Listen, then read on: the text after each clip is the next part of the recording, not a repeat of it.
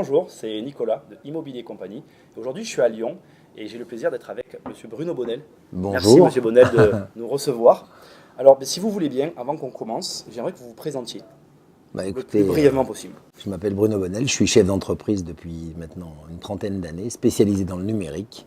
Et j'ai créé successivement une trentaine d'entreprises dans ce domaine, dont les dernières sont dans la robotique. Les dernières dans la robotique. On va y venir après, si vous voulez bien. Est-ce que vous pourriez nous donner un peu le début de votre parcours? Comment vous arrivez à la robotique? Parce que je crois savoir que vous n'êtes pas du tout issu de la robotique, du numérique. J'ai quand même un certain âge, parce que j'ai 57 ans. Le mot robot existait, mais la robotique était une science, un peu de science-fiction. J'ai commencé par faire des études de chimie. Je suis ingénieur chimiste à l'origine. Et puis j'ai fait une spécialité à Dauphine en économie, donc une espèce de double diplôme, qui m'a permis très très vite de m'intéresser à l'informatique, qui débutait dans les années 80. Et j'ai créé ma première société en 83, en sortant quasiment de mes études, en tout cas en sortant de l'armée. Et une société spécialisée dans les jeux vidéo qui s'appelle Infogrames. Donc tout de suite, vous créez votre société? Tout de suite, quasiment. J'ai fait 6 mois chez Thomson où j'ai commercialisé le premier ordinateur qu'on appelait à l'époque familial, le TO7, auquel de nombreux élèves ont appris la programmation dans les années 90. Et puis, et très rapidement, j'ai créé la société en juin 83. Infogrames. Les jeux vidéo, en 83. Comment vous faites pour vous lancer dans les jeux, alors qu'à l'époque, pour les Français, les jeux étaient des jeux, je ne sais pas si vous voyez ce que je veux dire, c'est quelque chose de plutôt ludique, de l'amusement. Qu'est-ce qui vous fait croire dans votre projet et vous dire « je fais ça » ? En 83, le mot jeu vidéo n'existe quasiment pas. On a des petits Game & Watch de Nintendo, des tout petits trucs. Les premières consoles Atari finissent de disparaître, parce qu'il y a eu une période où elles ont disparu. Et puis... c'est normal, ne vous inquiétez pas. On en parlera tout à l'heure. Et les premières consoles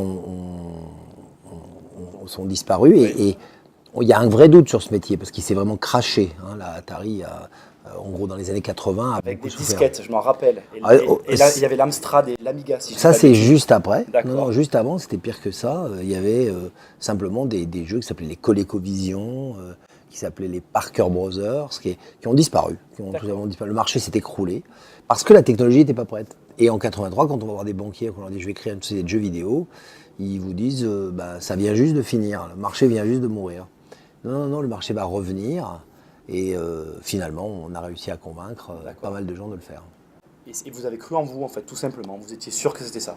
C'est-à-dire que j'étais quand même assez féru d'informatique et je me rendais compte qu'il y avait un besoin de la rendre accessible aux gens. Et la manière la plus sympa de rendre l'informatique accessible, c'est le jeu vidéo. Donc j'ai été là-bas, tout simplement. Les jeux vidéo, et après, vous basculez dans la robotique? Non, entre-temps, en 90, il y a un autre phénomène qui se passe, c'est la télématique. Donc j'ai eu une période un peu télématique, ça s'appelait Infogrames télématique. Et puis après, il y a eu la création en 96 du premier accès Internet grand public français qui s'appelait Infony. Voilà, et qui a permis aux gens enfin d'avoir l'Internet à la maison. Et on a créé ça avec mon associé en 95 et on a lancé le service en 96, c'est-à-dire 4 ans avant la fameuse bulle Internet. On était déjà pas mal en avance à ce moment-là. C'est en 2000 la fameuse bulle Internet, 96-2000. Voilà. Donc là, vous étiez, en fait, vous fournissiez des accès. On fournissait des accès et on fournissait du contenu en ligne, dans la continuité de ce qui était quand même une prouesse française qui était la télématique, mais avec la qualité d'image qui est maintenant standard sur les réseaux. Et c'est là où vous basculez dans la robotique? Toujours pas. Je continue. Là, je pars aux États-Unis parce que je rachète une société qui s'appelle Hasbro Interactive et notamment qui a la marque mythique Atari. Et je gère Atari jusqu'en 2007. D'accord. Où là, je pars et c'est là que je commence la robotique. Et là, la robotique, vous êtes un des premiers? Oui, la première société un petit peu visible en robotique grand public, c'est Robopolis. Robopolis qui commercialise les Roomba, qui sont les robots aspirateurs.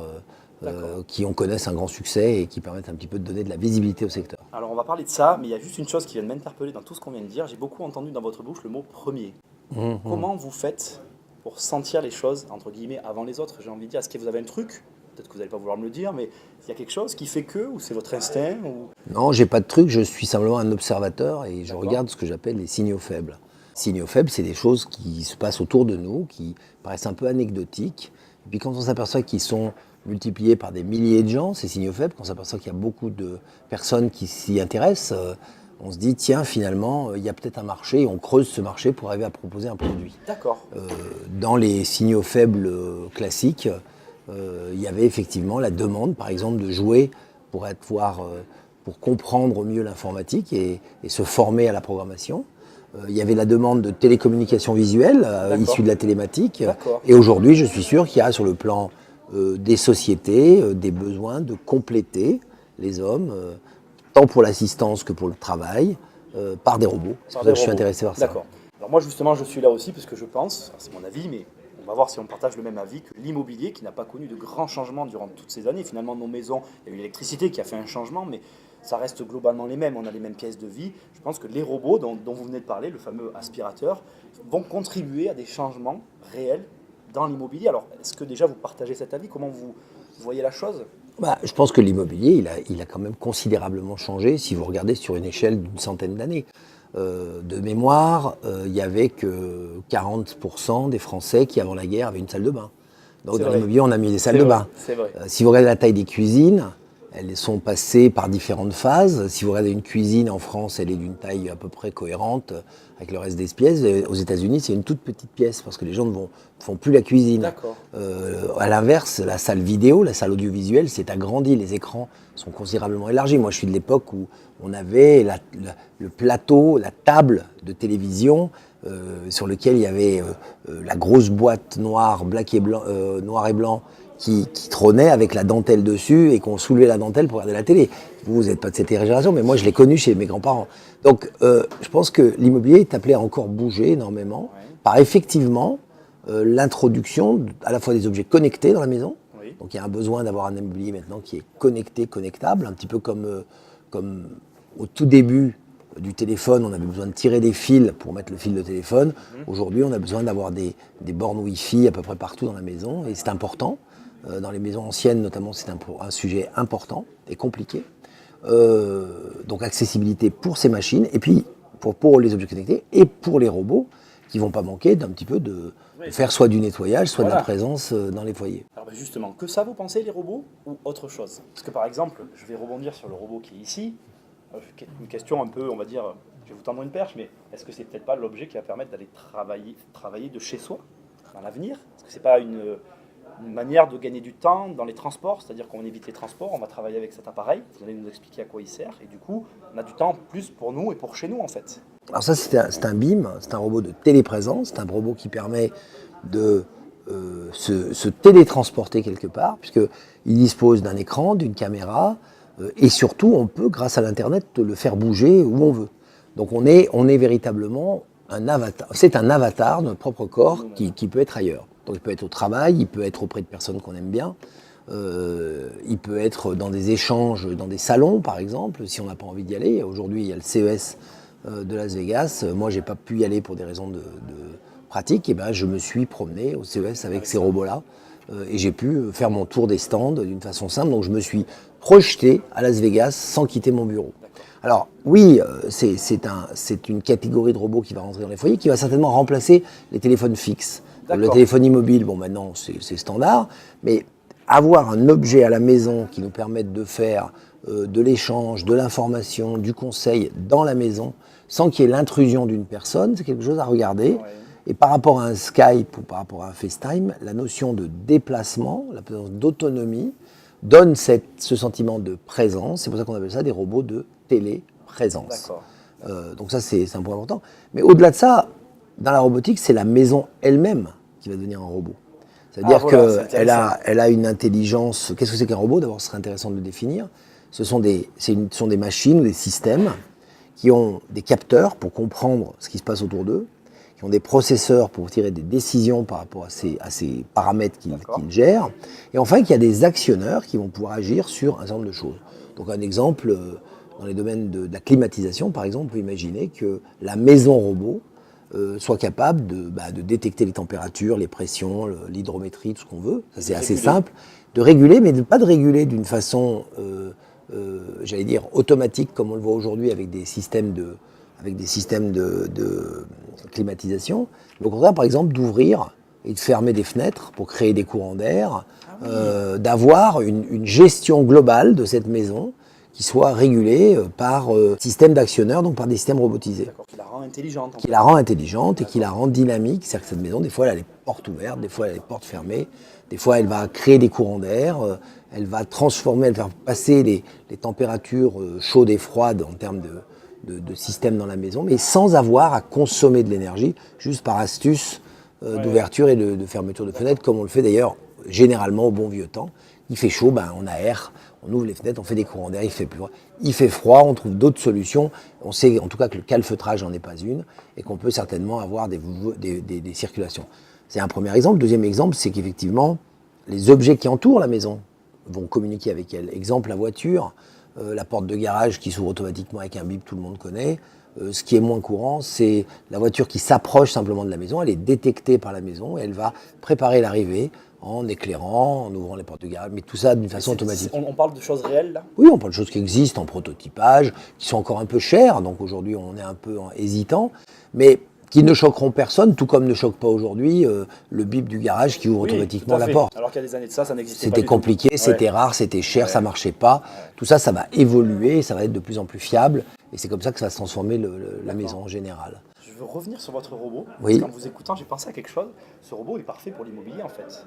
En immobilier, on a une contrainte de vouloir se déplacer, de vouloir donc évaluer une maison. Donc s'il y a des agences qui nous regardent et qui ont des clients à l'étranger, avec ce robot-là, ils peuvent envisager de faire une visite par exemple ? Bien sûr, et d'ailleurs je le fais régulièrement. Je vous parlais tout à l'heure de l'expérience que j'avais au CES, donc dans un salon où on déplace ce robot pour visiter. On a déjà des clients qui utilisent ce type de robot pour faire visiter des lieux. Qu'il soit un musée, qu'il soit un hôpital, pour aller rencontrer des gens qui sont à l'hôpital et qui ne peuvent pas se déplacer, ou qu'il soit des appartements, et qui utilisent couramment ce type de robot pour véritablement circuler, faire découvrir. Évaluer l'espace. La caméra est une caméra grand angle. Alors ce qui est intéressant avec ça, c'est qu'on superpose à la visite, par exemple les plans, on superpose des informations plus précises, la situation géographique. Donc on peut superposer de façon intelligente à cette vision qu'on a de l'endroit qu'on découvre, on peut lui superposer des plans et des choses comme ça. Des informations, et la personne, alors juste pour vous communiquer un peu comment ça se passe, se déplace devant son écran et c'est elle-même qui peut évaluer justement l'espace. Exactement. C'est vraiment intéressant. Je reviens maintenant à la voiture de tout à l'heure, parce que du coup je passais un peu du coq à l'âne. La voiture intelligente aujourd'hui, elle existe, la voiture où on ne conduit pas finalement, c'est ça ? Vous êtes en train de... Vous êtes dessus, vous n'êtes pas dessus ? Oui, on a alors dans le cadre du fonds d'investissement que je pilote, on fait des investissements dans différentes sociétés robotiques en Europe, et un de nos investissements, c'est Navia, une société qui a créé l'unique véhicule, transport de personnes, qui est commercialisé aujourd'hui. C'est-à-dire qu'aujourd'hui, on n'a pas simplement un rêve de dire en 2020 ça va exister, on a concrètement la machine qui est là, et qui fonctionne. D'accord. Vous voyez passer d'ailleurs derrière moi, je ne sais pas si on le verra à l'écran, un robot qui va aller justement travailler. Donc c'est quelqu'un qui est à Paris et qui va travailler dans les locaux à Lyon. D'accord. Ah oui, c'est vraiment le télétravail existe avec ces machines. Oui. Alors vous me parlez des impacts du numérique et de la robotique sur l'immobilier. L'idée d'avoir maintenant dans un appartement, une maison, un coin qui soit dédié au télétravail, dans lequel on travaille d'une façon permanente, en tout cas quotidienne, c'est quelque chose d'assez nouveau et qui va aussi changer la géographie des maisons. Il va y avoir des demandes de ce type-là. Donc c'est vrai que si on a télétravail, on a moins besoin de se déplacer, donc on peut aller dans des endroits qui sont plus reculés, à condition d'être équipé, à condition également que la fibre, ou à condition que le câble, ou à condition que les conditions de communication soient bonnes. On peut absolument maintenant les chercher à habiter à la campagne pour travailler à la ville. Donc aujourd'hui, c'est intéressant pour vous, un bien doit automatiquement être connecté en fait. Un bien qui n'est pas connecté aujourd'hui va perdre de la valeur et ne sera même pas considéré, à mon avis, par des acheteurs potentiels forts demain. Oui. Quel que soit ce bien, même si c'est un bien d'exception en termes de localisation, de qualité, on dira toujours mais vous êtes connecté. Et la question ne se posera même plus dans quelques années. Ce sera comme de dire est-ce que vous avez l'eau courante ? Ça sera une obligation, oui tout à fait. Imaginez que vous vendiez un château sans l'eau courante. Il n'a pas la même valeur qu'un château avec l'eau courante. C'est sûr, je suis d'accord avec vous. Et alors, justement, je vais un peu rebondir sur l'immobilier. Quel est votre sentiment sur l'immobilier de manière plus générale, là par contre, vous avez un avis là-dessus, le marché? J'ai un avis. Il y a, à mon avis, dans cette révolution digitale, il y a deux effets sur l'immobilier. D'abord, il y a une concentration en centre urbain avec probablement un immobilier de grande hauteur qui va se développer en France, même s'il y a des résistances légales, psychologiques. On s'aperçoit quand même que les tours commencent à monter. Et ça, pourquoi c'est important dans le cadre du numérique? Parce que justement, on pourra se permettre d'avoir des ascenseurs programmés intelligents, plus rapides. On pourra se permettre d'avoir des livraisons par drone en grande hauteur. Il y aura certainement des plateformes de livraison à, je sais pas moi, au 20e étage, 30e étage. Donc il y a toute une dynamique sur la hauteur qui va se faire. Et puis après, il y a l'autre phénomène qui est intéressant, c'est on pourra s'exiler grâce à ces outils, téléprésence et télécommunications. On va pouvoir s'exiler des centres-villes d'une façon plus rassurante, puisqu'on n'aura pas nos fameux 2 heures de TGV ou 2 heures de transport pour aller rejoindre son lieu de travail, qui sont 2 heures aller-retour, ça en fait 4, qui sont désespérantes dans la vie quotidienne. Qui sont perdus. Et qui sont éperdus, et surtout qui portent sur le moral, la fatigue, etc. Donc, avec ces nouveaux systèmes, on va pouvoir imaginer qu'il y a des biens qui étaient considérés comme relativement marginaux, moins chers, etc., qui vont devenir attractifs parce qu'on dira finalement, je me mets à 1 heure, 1 heure et quart de mon lieu de travail, dans la campagne, dans un endroit sympa, à condition qu'ils soient connectés. Et moi, j'encouragerais notamment les maires de petites villes et les agences qui travaillent avec ce genre de petites villes, de les pousser à se numériser en termes d'infrastructures. Parler de la fibre, là, peut-être. La fibre, le câble, le Wi-Fi, le 4G, enfin tout ce qu'on peut imaginer, mais à pousser à l'idée de connecter leur village au monde. Un peu comme avant, d'ailleurs, on les connectait avec des routes ou des autoroutes, tout à fait. en disant il faut désenclaver. Ben là, il faut désenclaver numériquement. Et c'est ça qui est important. C'est intéressant, je n'avais jamais vu les choses sous cet angle-là. Alors, est-ce que vous-même, est-ce que vous êtes investisseur immobilier? Pas du tout. C'est votre domaine? Non, je ne suis pas du tout. J'ai quelques investissements personnels, mais complètement marginaux. C'est pas votre domaine du tout, ça vous intéresse pas? C'est pas que ça m'intéresse pas, c'est qu'on ne peut pas être bon et efficace dans tout. Donc, à part faire des placements personnels dans lesquels on ne peut pas parler d'investisseur immobilier, on peut parler simple d'opportunité. Par contre, la vision d'un immobilier de bureau maintenant, qui ne soit pas câblé, c'est une mission obsolète. Il n'est même plus question de ne pas intégrer des outils numériques complexes dans un bureau. Les lieux de travail vont devenir polyutilisation. Par exemple, une même salle peut servir à midi de cantine, pendant la journée de bureau, et le soir de salle de relaxation. Et pour que ça soit vrai, il va falloir que les meubles de cette salle soient capables de se déplacer, je sais pas moi, de se mettre au plafond, de se mettre sur les côtés, pour arriver à redonner de l'espace. Et donc l'espace va être optimisé dans son utilisation. On aura peut-être moins de mètres carrés, mais il sera beaucoup plus efficace qu'aujourd'hui. La notion même de bureau, dans certains endroits, a tendance à disparaître pour bien évidemment de l'open space, mais surtout pour des postes de travail. Donc ça veut dire que avant le fameux ratio, un collaborateur c'est 10 mètres carrés, va probablement devenir un collaborateur égale 1 mètre carré, par la polyutilisation de ces mètres carrés. Alors, est-ce que vous auriez un conseil à donner à un entrepreneur débutant qui se lance, qui vous viendrait comme ça? Le conseil d'un entrepreneur débutant, c'est un peu toujours le même, c'est que il faut être courageux, audacieux, mais pas téméraire ni naïf. D'accord. C'est-à-dire que, bien évidemment, se lancer dans une entreprise, c'est un petit peu comme se jeter à l'eau, c'est comme un petit peu... il faut avoir du courage, il faut oser le faire, mais il faut s'être un petit peu entraîné quand même, et pas se dire je me débrouillerai. Ça fait partie de l'entrepreneuriat, ça fait partie des rares métiers où il n'y a pas de diplôme. Il n'y a pas de métier. Il nous faut un diplôme pour être plombier, il faut un diplôme pour être cuisinier, mais il ne faut pas de diplôme pour être entrepreneur. Si vous me permettez, c'est un métier où on doit savoir tout faire. Et où il y aurait peut-être besoin justement qu'on nous dise il faut faire ci, il faut faire ça. Oui, mais du coup, comme c'est un métier où il n'y a pas de diplôme, on a l'impression fausse que c'est un métier dans lequel il suffit d'avoir envie, il suffit d'avoir le courage, de se relever les manches et ça va marcher. Ça a été vrai pour tous les gens en entreprise qui ont réussi, mais ce n'est pas une condition suffisante. C'est une condition qui est nécessaire mais pas suffisante. Et pour être entrepreneur, il faut en plus avoir cette espèce de précaution. Il y a certaines personnes qui parlent de paranoïa, où on va aller pas à pas. On ne cherche pas à construire trop vite. Pour faire l'association avec l'immobilier, si je veux construire une maison en 3 jours, c'est possible. Mais c'est aussi possible qu'elle s'écroule en 3 jours. Si je la prends par contre les 3, 4, 5, 6, 10, 15 mois, qu'il faut pour qu'elle sorte de terre, elle a une petite chance d'être encore là dans une centaine d'années. Donc l'entreprise, c'est la même chose. À force de vouloir accélérer le temps et le retour sur investissement de nos efforts, on a souvent créé des monstres un peu fragiles et c'est là qu'on est déçu en entrepreneur. Du coup, j'allais vous demander le conseil pour l'investisseur, mais vous venez de le donner. Finalement, c'est la même chose, être prudent en fait. Le conseil pour l'investisseur, il est un peu différent. Il est que la méthode traditionnelle d'investisseur, c'est répartir ses risques. Et donc de dire, je vais faire des investissements dans différents secteurs, différents pays, différentes catégories pour m'en sortir. Là, je pense qu'il faut investir dans l'innovation. C'est-à-dire qu'effectivement, sans tomber dans le gadget, donc en se méfiant des phénomènes de gadget, s'intéresser à des biens qui ont une valeur ajoutée dans ces domaines, je disais tout à l'heure, du désenclavement digital, me paraît intéressant et d'être décalé. C'est un petit peu comme les gens qui ont investi il y a 20 ans ou il y a 15 ans à Marseille avant l'arrivée du TGV. On rigolait un petit peu et aujourd'hui, ce sont des gens qui ont fait des très beaux investissements. Ouais. Là, il faut peut-être réfléchir dans les zones qu'on appelle périurbaines. Regardez quelles sont celles qui sont promises à un développement grâce au digital, plutôt que de réitérer les mêmes sécurités qui coûtent généralement très cher et où le retour sur investissement est finalement pas si intéressant que ça. Je vais finir sur votre domaine. C'est quoi l'avenir de la robotique ?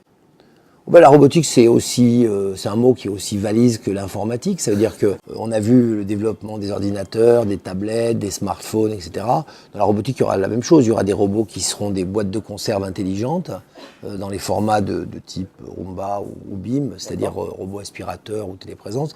Puis vous aurez certainement, beaucoup plus tard, des robots entre guillemets zoomorphes ou humanoïdes qui pourront exécuter un certain nombre de tâches que les hommes ne peuvent pas exécuter.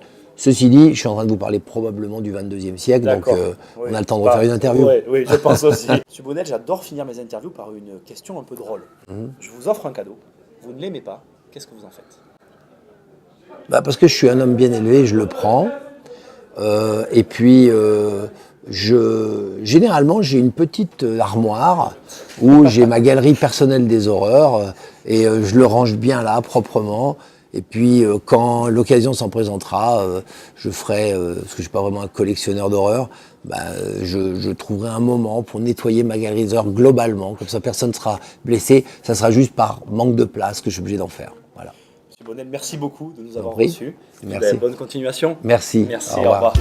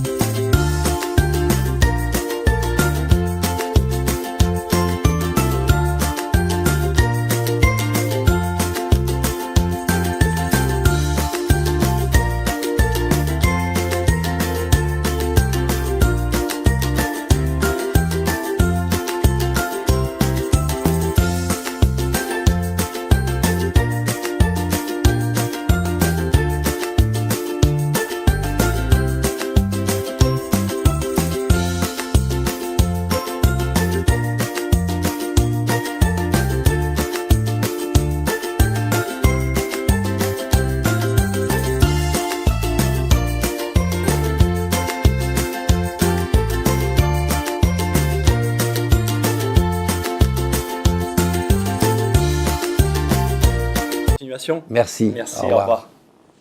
Super. Ça vous va ? Parfait.